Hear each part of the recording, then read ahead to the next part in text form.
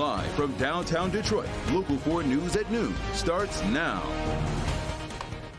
The rain starting to clear up around Metro Detroit, but as you can see, some communities might not be quite done with it. Good afternoon, everybody. I'm Jason Colthorpe. And I'm Rhonda Walker. Thank you for joining us this noon.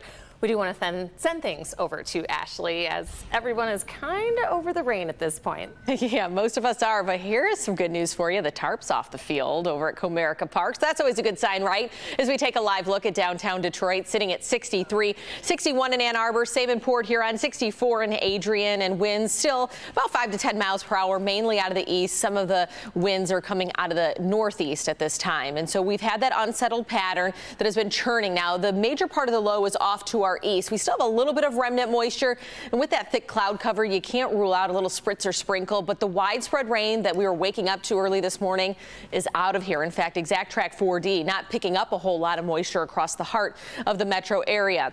If you have some low-lying clouds, though, like I said, you still could get a little fine mist out of it, but we will be mainly just cloudy and cool throughout the rest of the afternoon. 66, the forecasted high today.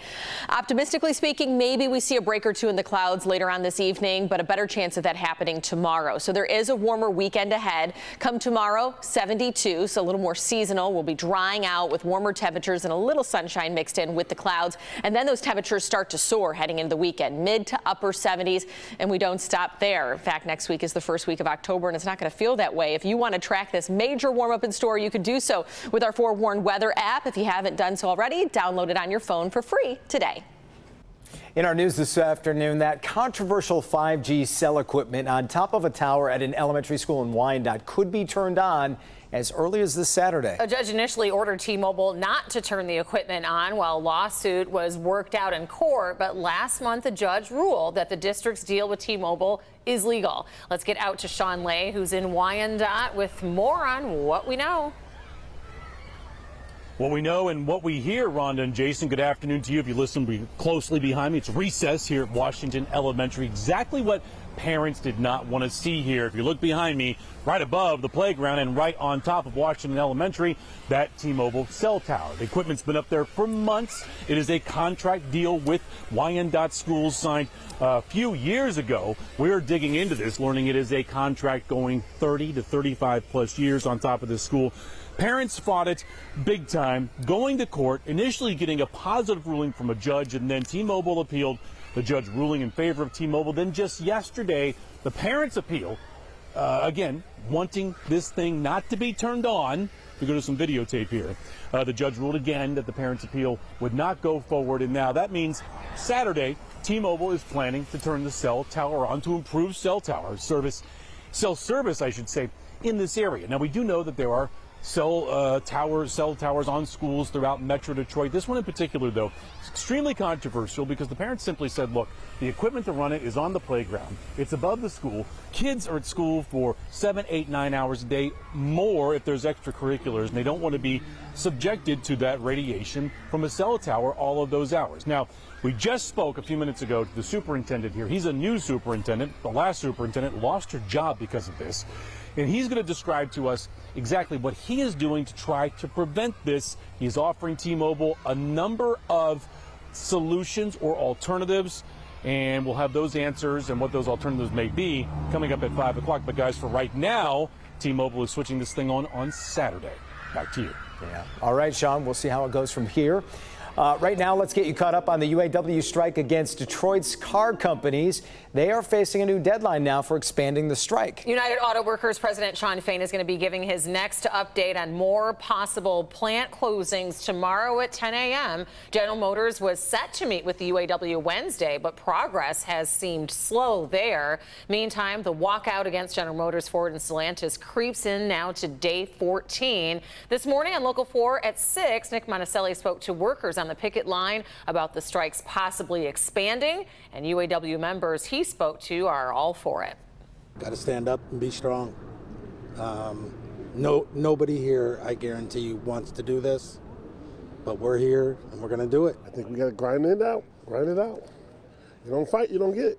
That's what the union has always been about, fighting for our rights. The strike is gaining attention from the White House, with former President Donald Trump speaking in Clinton Township yesterday and President Joe Biden stopping by Metro Detroit on a picket line the day before. Trump had a message for the UAW. But your leadership should endorse me, and I will not say a bad thing about them again, and they will have done their job. They will have done a proper job. In fact, if they endorse me, they will have the easiest labor leadership job anywhere in the country. They just have to sit back and watch as our auto industry reignites and booms. No comment from Sean Fain on Trump's request. We will continue keeping you updated on the strike as negotiations progress. A Howell mother is facing child abuse charges after her 2-year-old got a hold of a gun and then shot himself. 41-year-old Tanya Lacey could be looking at 10 years in prison following that deadly shooting. The father of the child was identified as a Dearborn police officer, but prosecutors say the firearm involved was not registered or connected to him. Investigators also say he wasn't home at the time. A former Speaker of the House of Representatives is expected to learn his punishment for his role in a medical marijuana bribery scheme. Former GOP Rep. Rick Johnson pleaded guilty earlier this year to accepting multiple bribes while serving as chair of the Michigan Medical Marijuana Licensing Board. Those bribes came to more than $100,000. Johnson will be sentenced this afternoon. Today, there will be a vigil for 19-year-old Honor Wallace from Grosse Pointe, the young student who was killed by an accused drunk driver while away at college in Texas. Police say the 19-year-old was hit by another driver who ran a red light near the campus of Southern Methodist University, where Wallace was a student. One other passenger in her car was hurt but is expected to be okay.